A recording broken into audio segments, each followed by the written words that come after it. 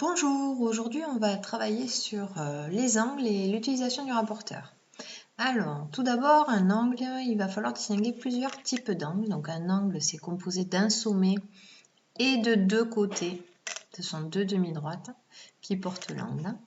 Voilà. Donc on peut distinguer plusieurs types d'angles. Tout d'abord, de 0 à 90 degrés, on a ce qui s'appelle un angle aigu. Ensuite, 90 degrés, vous le connaissez, c'est un angle droit. Ensuite, de 90 à 180 degrés, c'est un angle qui s'appelle obtus.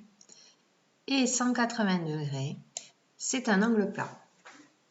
Donc, première des choses, il faut connaître ce vocabulaire. Angle aigu, angle obtus, angle plat, angle droit. Voilà. Donc ensuite, pour utiliser le rapporteur pour mesurer un angle, première des choses, il faut toujours, donc dans un rapporteur, on a ici un 0 avec une croix généralement. Alors il vaut mieux toujours utiliser des rapporteurs transparents parce que sinon ça sert à rien en fait, parce qu'on ne peut pas voir en dessous, donc c'est beaucoup plus compliqué à utiliser. Donc toujours un rapporteur transparent et si possible un qui a une petite croix ici. Ça permet de bien positionner le rapporteur sur le sommet principal de l'angle. Ensuite, donc, une fois qu'on a positionné notre rapporteur, on va coller le 0, là, le côté qui est ici, sur le rapporteur avec le côté de notre angle. Donc, une fois que c'est positionné comme ceci, on va se demander, parce que sur un rapporteur, il y a deux façons de le lire, de 0 à 180 d'un côté, de 0 à 180 de l'autre. Donc notre 0, nous, qui nous permet de lire la mesure de l'angle, c'est toujours le 0 qui est aligné avec le côté de l'angle. C'est-à-dire qu'ici, j'ai aligné mon rapporteur avec ce côté-là. Donc mon 0 est ici, et c'est à partir de ce 0 que je vais lire 10, 20, 30, 40 et 50 degrés.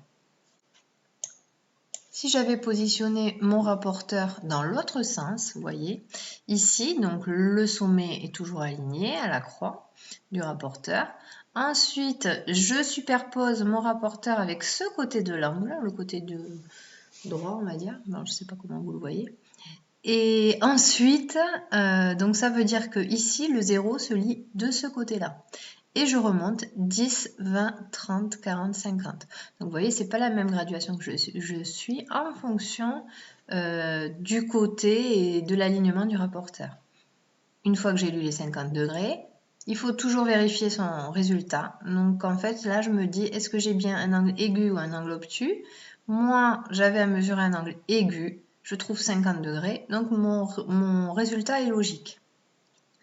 Voilà, on va faire un autre exemple. J'aligne mon rapporteur avec le côté ici de l'angle, ce qui veut dire que c'est ce côté qui va porter le 0. Donc le 0, je le lis ici.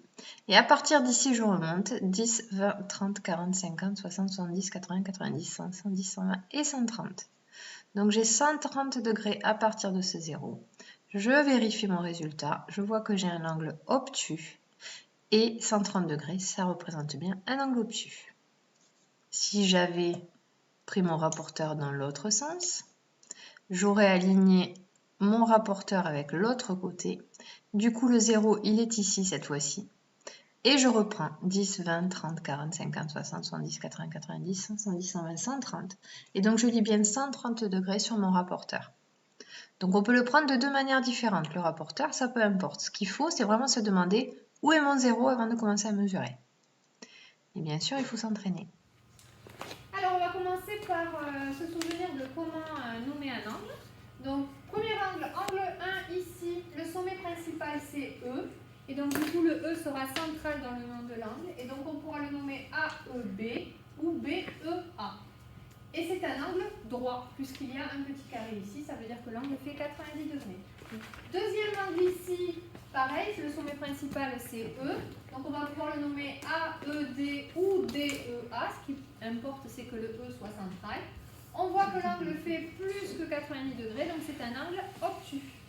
Troisième angle ici, le sommet principal c'est C. Donc on va pouvoir le nommer ECB ou BCE.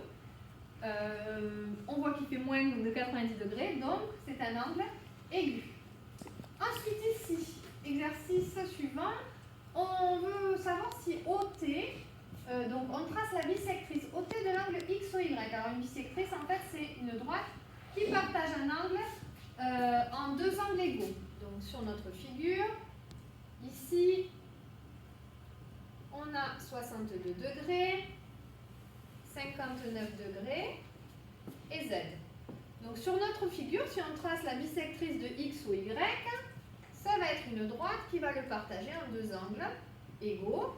62 divisé par 2, ça fait 31. Donc chaque angle fera 31 degrés. On vous demande, prouver que OT et OZ sont perpendiculaires. OZ est ici, OT c'est notre bisectrice ici. Donc il va falloir que je calcule l'angle TOZ. Comment je fais pour calculer l'angle TOZ? En fait, on voit que c'est la somme, donc il faut savoir l'écrire, hein, la somme de TOY avec YOZ.